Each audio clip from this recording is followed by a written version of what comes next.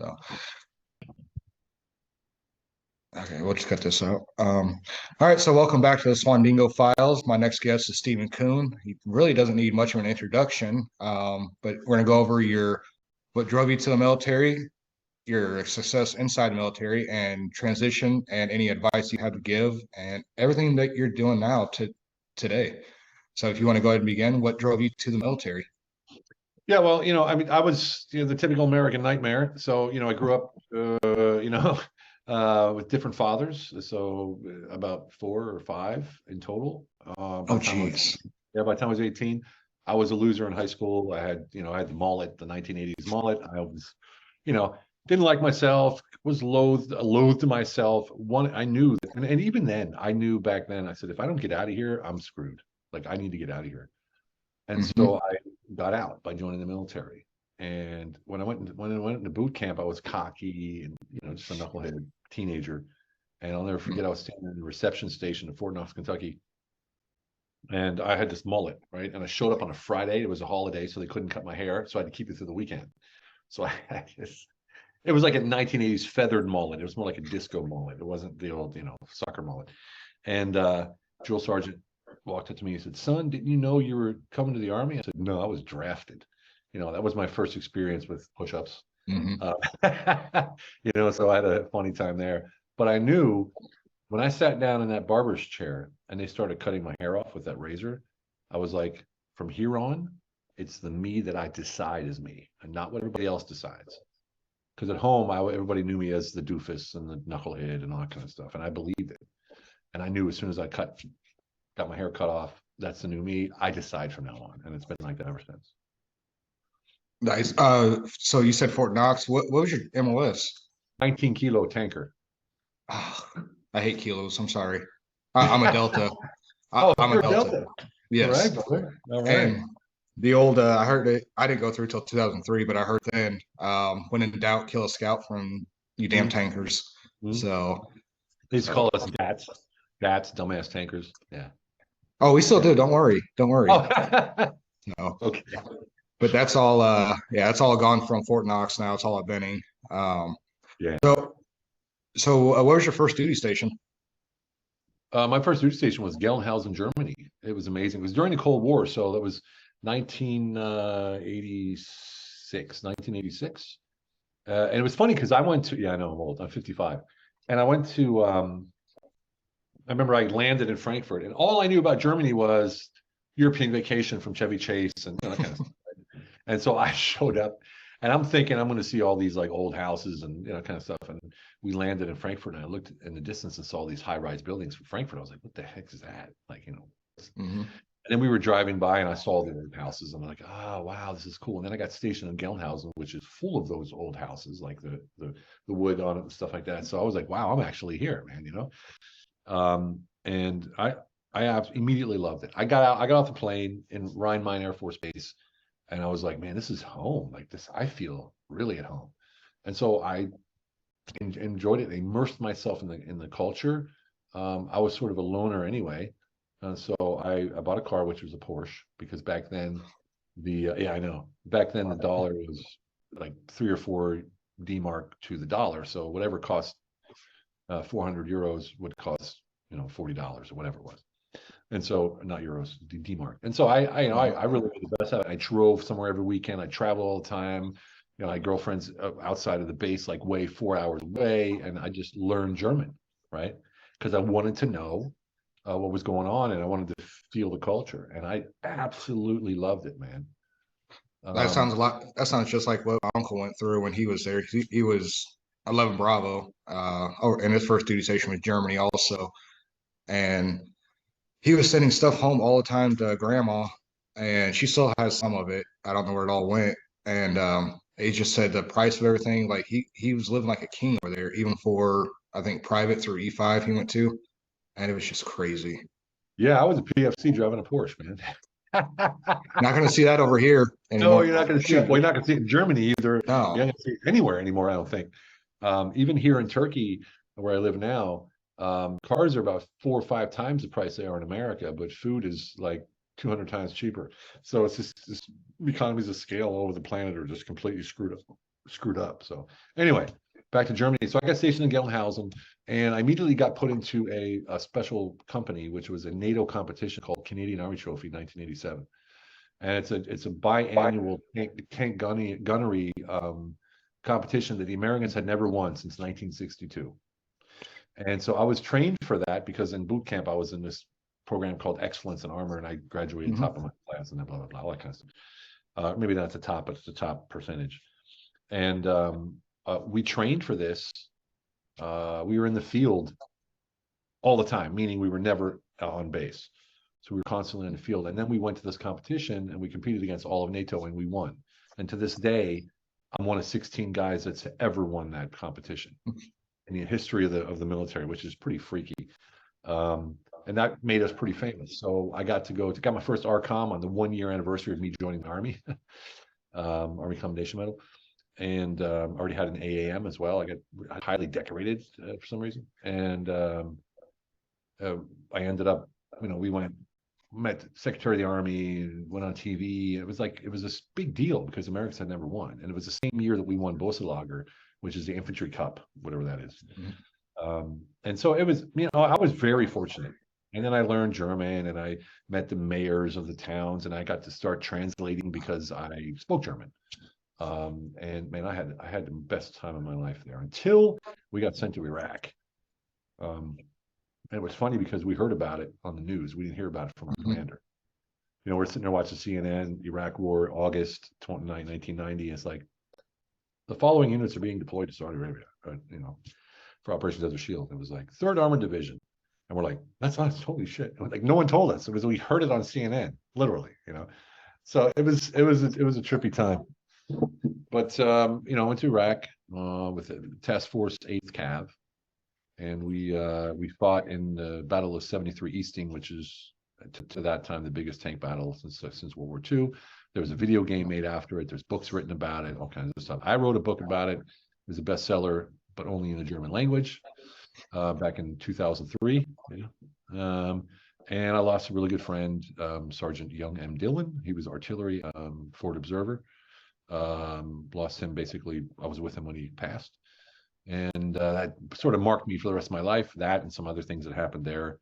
A little girl that was burnt that I tried to save, and just all kinds of crazy shit that happened in Desert Storm, which is the forgotten war, so to say. Most people don't even remember it, at least the name they remember. And I was awarded a Bronze Star for my participation in whatever happened there.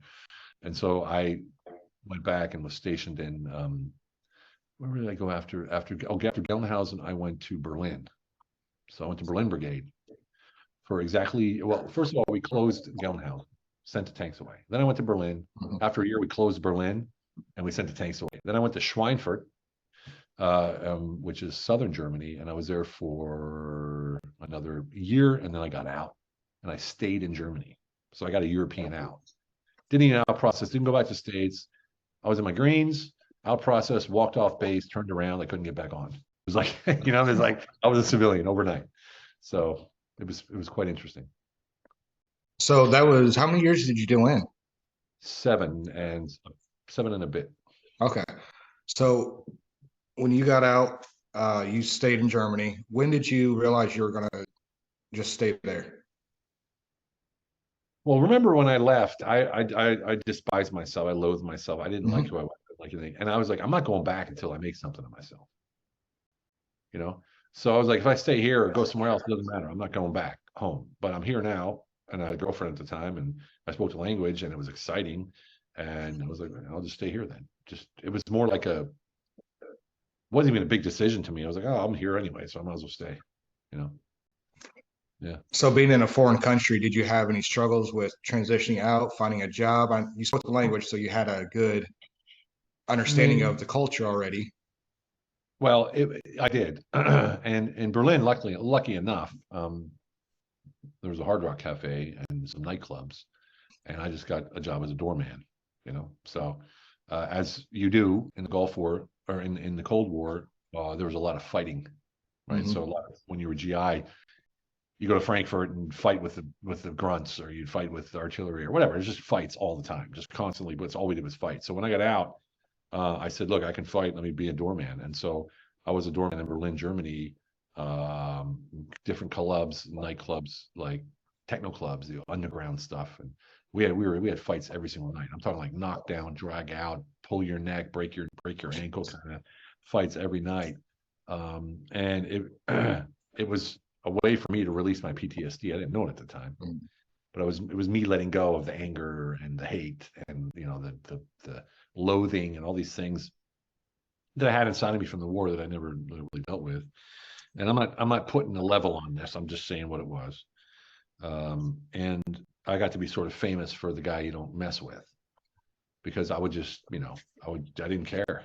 Like I really didn't care. Like, I mean, I didn't, you pulled a gun on me, I'd take it from you. Like literally pulled the gun. Someone pulled a gun on me, some knives, I took it from them. Didn't even hesitate. Didn't even matter. I had nothing to lose, right? So I had a really good time, but also got to be really infamous and famous. And there was some stabbings and some shootings and stuff that I was witness to as a doorman in the nightclub scene. It's dirty. It's all mafia. It's all mafia. And I was a witness one time to something that happened, and the police came, and I started talking, and these three guys come walking through the crowd, and there was like 100 people there watching what happened because the guy got stabbed. The Red Sea part of the people, and these three guys walked up in suits, and the police left me standing there in the middle of the street, and they came up to me and they're like, "Who are you?" I'm like, "Nobody. I'm just standing here." And they're like, "Are you a witness?" Like, "Nope." "Are you a cop?" "Nope." "You work here?" "Nope." I was like, "No, I'm nobody." And they said, "Bullshit." And I was like, and they're like, "Our friend was with us playing soccer," and they're wearing suits.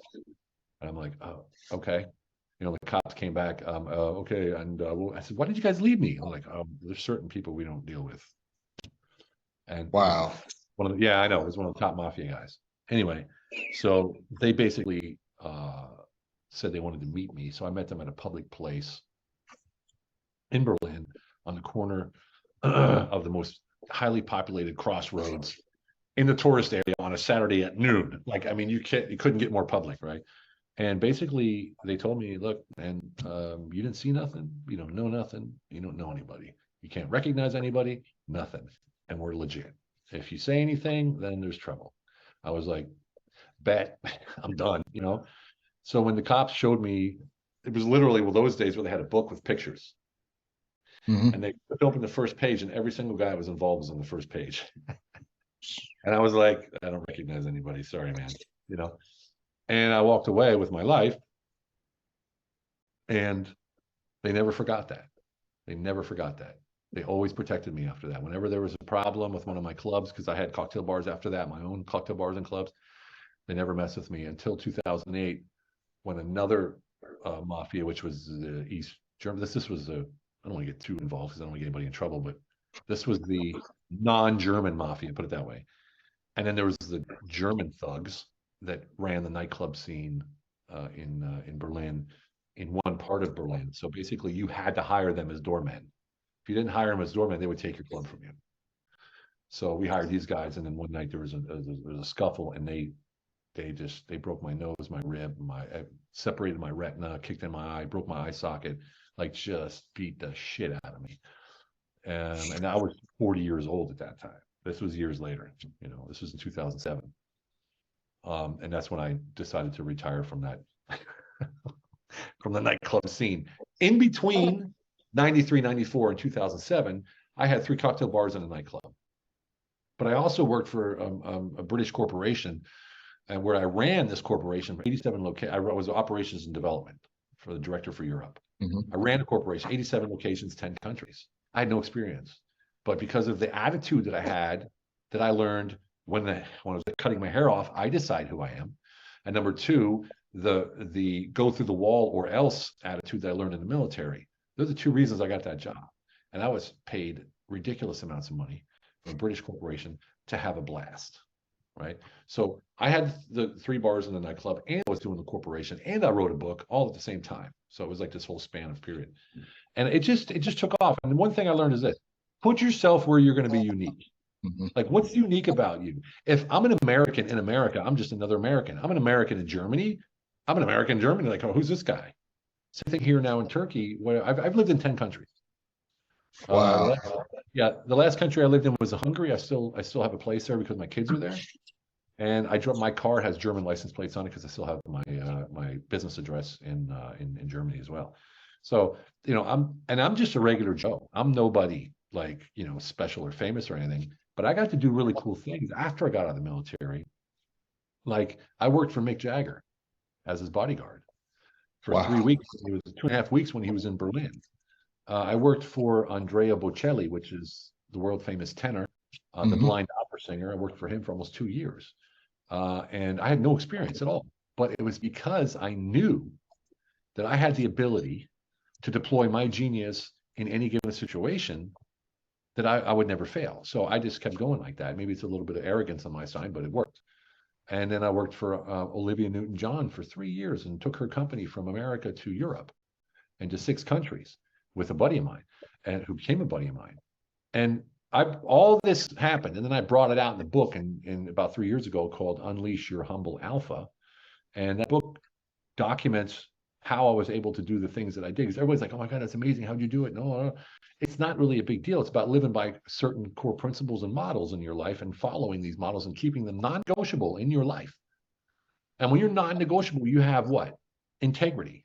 If you're if people know you have integrity, they always come to you and they come back to you for questions, for solutions, for challenges, all these things. And you become this go-to person of someone they know they can trust and will always tell the truth and will always tell a sort of straight up, legit what you're talking about. And that's sort of what I made for myself through the years, because one thing I learned is that if you don't have integrity, you don't have anything.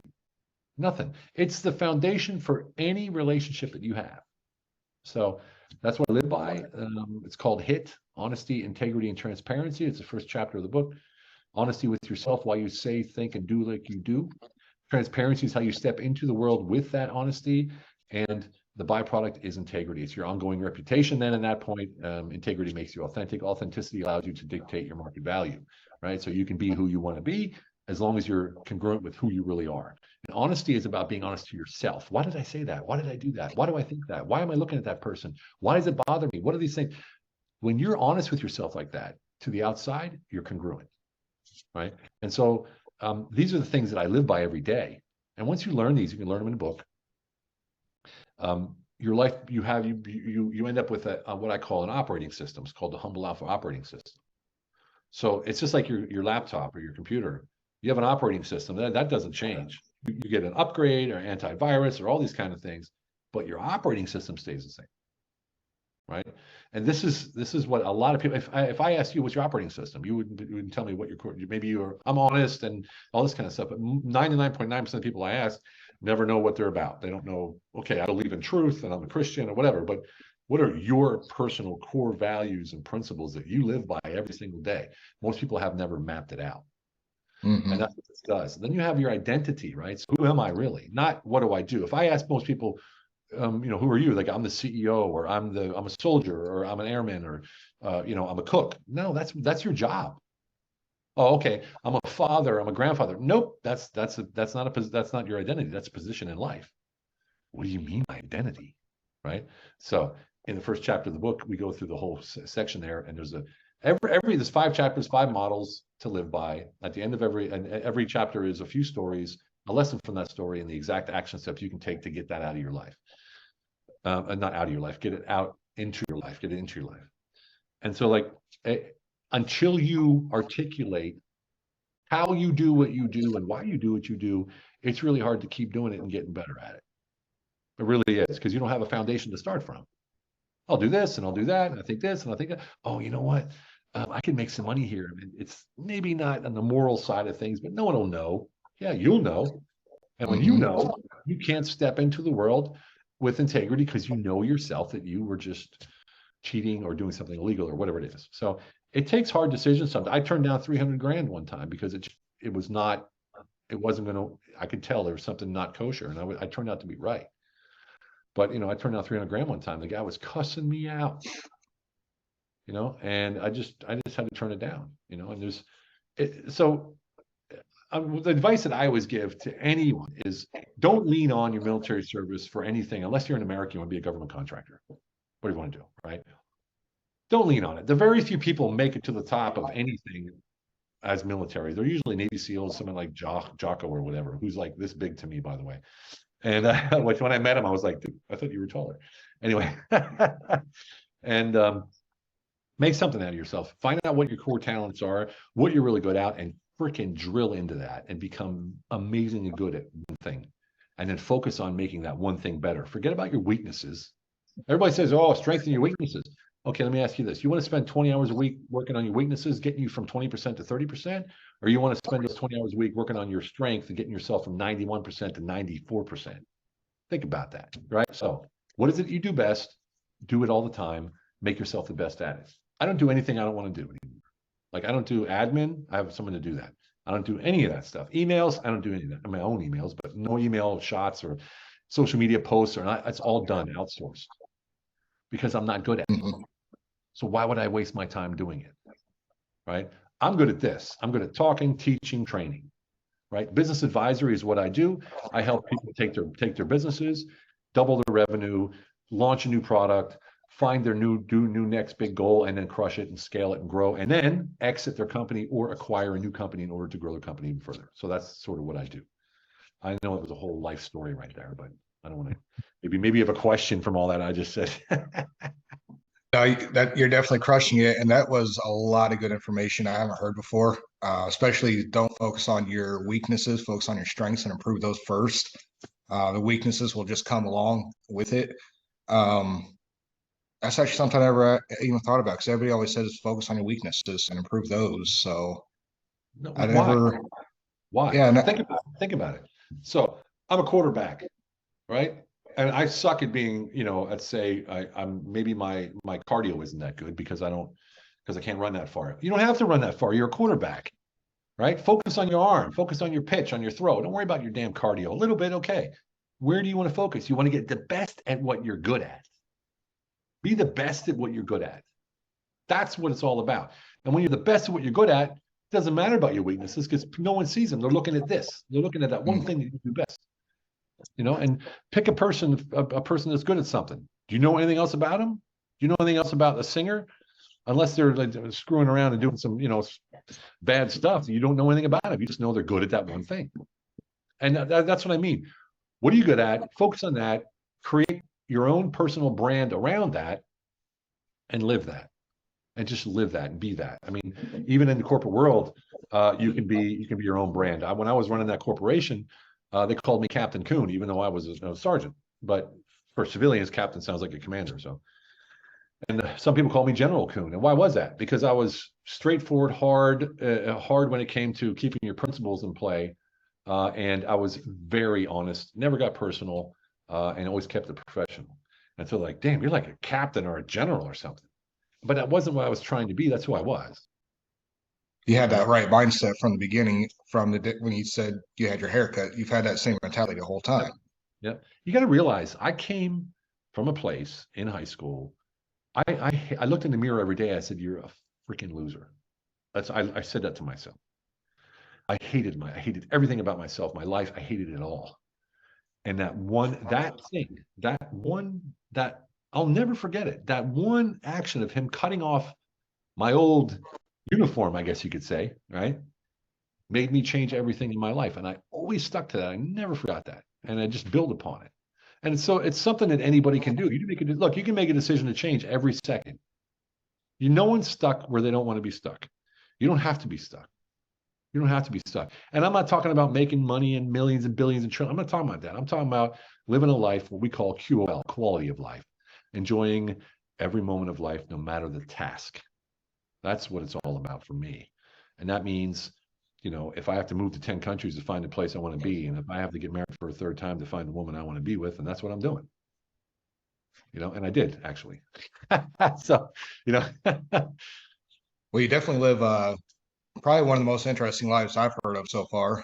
What advice would you have to give me, though, father of 6 kids, married, coming up on, well, 12 years coming up married with one woman, 6 children, 2 to 11 years old is the range, and basically stuck in the rat race right now. rat race as far as a job or entrepreneurship? Right now, I have a job right now. I just started a new business with my partner. We do run a PR firm. and do content creation, stuff like that. But we're just getting it off the ground. So Why are I'm you kind of different? doing both. Say Why are you again? different? Why are you different than the other agencies? Just because for us, we're different only because we understand how to work all the tools and stuff like that. We don't buy into the algorithms. We don't buy into, you know, we're very honest about everything. Yeah. Um, Okay. but So we, if I'm a client, why should I work with you, not with the competition? Yeah. So I'm just throwing this out there because these are simple questions that you need to have answers for. And the reason you want to have answers for them so you know yourself. No one will may ever ask you those questions. But when you know those, that's your statement. That's your branding language, right? Your brand language. I'm not talking about a logo. I'm talking about the language. What language do you use in your brand? What's the one thing that if anybody who works at your company works in your company, if someone asks you what you do, are they going to say the same thing, or does everybody say something a little different? You know, these things you got to lock them in. Just like I said, get a foundation built of what it is that you actually, who you are, what you're about, what are your goals, your mission, your vision, all of your core, your value proposition, if you will, and find out what that is and build upon that. Identity is everything, man. Identity is everything. Once you know who you are, and it changes over the years, then you can really focus on it. For instance, I do the exercise myself, which in the first chapter of the book, and you come up with this exercise, you come up with a two-word moniker that describes your true identity. And at the moment, mine is the powerful connector. That's my identity. And once I saw that, I'm like, yeah, I am actually. I'm going to focus on just that. And so that's what I started doing. And now I'm making a shit ton of money bringing people together, doing a solar deal with the Turkish government and a solar company, which is listed on the stock market in France. We have some other deals going on. 4 deals are being funded right now between 150K and 4 million, getting them funded through people that I met. And all I do is bring the people together. And I accompany the deal. You guys okay? Everything okay? You guys still talking? What's going on? That's all I do because I'm the powerful connector. And I focused on that. What is what? It's my strength, right? So why the hell would I go focus on making Facebook posts? Right? No, yeah, I have someone else to do Facebook posts. You're probably thinking, well, I can't afford to have somebody do my Facebook posts. Well, if you shop around, you'll find somebody who does it for free. I have a guy that does all my Facebook posts. And if we sell anything, he gets 25%. I don't do anything else. He does all the copy, all the posts, everything. Right? So there's all kinds of ways out there. You just got to never quit. And I know people hear that all the time, but never quit. mhm. And every day you get up, you look in that mirror and you go, you know what? Today's the day. Today's the day. I don't care. Sometimes I get up, I want to stick a knife in my neck and just fucking end it. It's just the way it feels like when you get up sometimes. No reason, just feels like it. But I know I'm not going to do it because I know today's the day everything could change. Every day I get up like that. You know, and so for you, you have a lot to live for, but it's never enough unless you have that fulfillment personally. Right? You personal fulfillment is what catapults people into the stratosphere, into the next level, that makes them someone their kids look at and go, wow, dad, damn. You know what I mean? And who doesn't want that? I got 4 kids. Well, 2 of mine, two is my wife's, but we got 4 kids. I want them to look at me like that. I want them to want to emulate what I'm doing if I'm good at it, you know? That's my biggest driving force right there are my kids. And reason why I started doing this, because like I said, I'm tired of the rat race of Yeah. being not even a 9 to 5 job. It's a 12 to 16 hour a day job.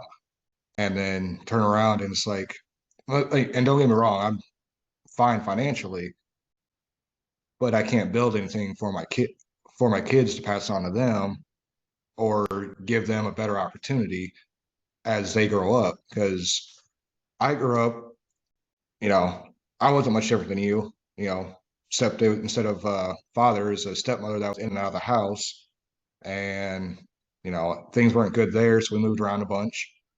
Never graduated high school. Military was my only option. Yeah. Otherwise, who knows where I'd be right now. And it gave me a lot of good, valuable lessons that I still practice today. Discipline and honesty and integrity. Um, but go ahead.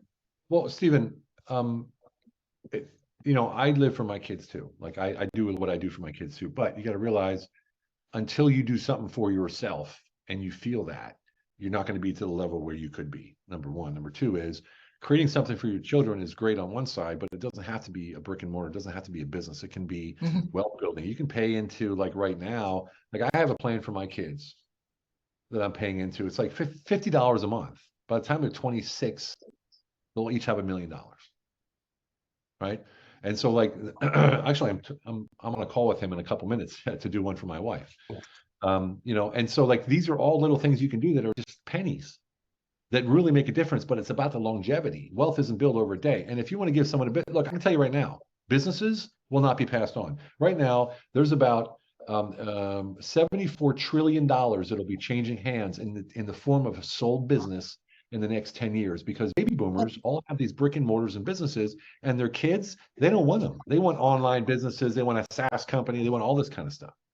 So all these companies are out there for sale right now, and you can get it for no money down because no one's buying the damn things. So if you want to scale your company, you want to, for instance, if I were you, what I would do if I was an agency like you had right now, I would look for an agency that's looking to sell, and I would acquire that company for no money down. And then I would immediately have a company that's already established, has a mailing list, and has clients. And I promise you, it's out there, 100%, without a doubt, it's out there right now. Someone who will, you leave them on the company for 6 months, they help transition over, you pay them out on a deferred revenue, meaning you don't put any money down, you put $1 down to save on taxes, and then you pay them monthly from the revenue until they're paid off, and then they leave and you're good, you own the company. So it's like there's so many seller financing, there's the deferred payments, there's, you name it, there's all kinds of 17 ways to buy a company with no money down. I need to look into that, definitely. I've Let's heard talk. of it. I've Gina, heard let's of talk. it. It's not hard. Let's talk. I have an accountability call every Wednesday for the last 3.5 years on just that. And it's been about 1,000 people that goes through my thing. We usually have 5 to 20 people on the call every Wednesday. Can you send me, do you have the link to that, or can you send that to me later on? Let's chat, or send me an email or something, and I will, I'll send it to you. It's every Wednesday at 0900 Eastern. Yeah. Okay. So I'm in Turkey. And typically it's for people who went through a specific course, but I can invite you and say you're considering going through the course, and you can just want to sit in and listen. And you basically start picking. I have another veteran in there as well. He's looking to acquire a company, and he's trying really hard. He's just sitting there listening and watching and stuff. You'd be surprised. People show up and like, hey, I got these 2 companies. One of them I'm going to take. The other one I don't want because I don't know anything about it. Anybody here want it? And then like, yeah, I'll take it. And then you just go have a conversation with them. And then if they like you, then you buy it, or you don't buy it, or you whatever you want to do. There's all kinds of different ways to do this stuff. But the fact is this: you don't know what you don't know, but don't be scared of that. Go out and run face first into the things that you don't know. When I was working for Andrea Bocelli, I was talking to every CEO of every major record label on the planet. I had no idea what I was doing, but it didn't bother me because I knew it was about one thing: me and him, me and her, person-to-person connection. They like me, we're going to do business. If they don't like me, it doesn't matter what I know. Right? It doesn't matter what I know. My knowledge is irrelevant if they don't like me. You see what I'm saying? Yep. Good. I get exactly what you're saying, and this has been very, very informative, and I appreciate this so much. I am definitely going to have to talk with you more. How can people find you, your website, or reach out to you? I guess best would be my email, Stephen@humblealpha.com, Stephen@humblealpha.com, or Okay. Facebook, Instagram, Stephen Eugene Kuhn, whatever you want to do. Okay. Easy. So, all right. And I take all my own calls. I take all my own calls. I do all my own emails. I don't have anybody do Really? that. Yeah. Oh yeah. I talk to everybody. Well, you might be one of the few that actually still do. So Yeah, well, it's important for me because that. Look, you got to keep grounded, right? You got to keep, and everything that you do in life, you got to keep grounded. And I love that. I don't like I just gave you some advice there that's worth a lot of money, right? Oh yeah. I do that all the time. Like people get on the call with me, oh, I can't afford you, but they walk away with 2 or 3 tips that will change their life. I love doing that. That's what I live for, man. One of the best things about the veteran community I've noticed is that everybody I've talked to so far is very informative and want to help each other out. Whether you did 4, 5, 7 years or 14 and a half years like myself and medically retired now. So, but that'll be all for today on the Swandingo files. I know you got to get going, so I know you're a super busy man. I will be in touch here very soon with you. Okay. How far are you ahead of me on time zone? You're in the East Coast, or where are you? Central Texas. Central, so that's 7. Well, right now you guys went through daylight savings, so right now we're 8 hours, but it'll be 7 hours. No, it's 9 hours now. It'll be 7. It'll be 8 hours then. Once we go through daylight savings, end of March. Yeah, I think we're quitting daylight saving times finally in the United States. Finally, Yeah. I think this was the last one. Oh, So really? Oh, wow. yeah, 'Cause they we don't do passed it in it. Turkey. We don't do it in Turkey either. Yeah, I think the United States is the only country that does it. So No, Eastern Europe, or Western Europe does it as well. do they?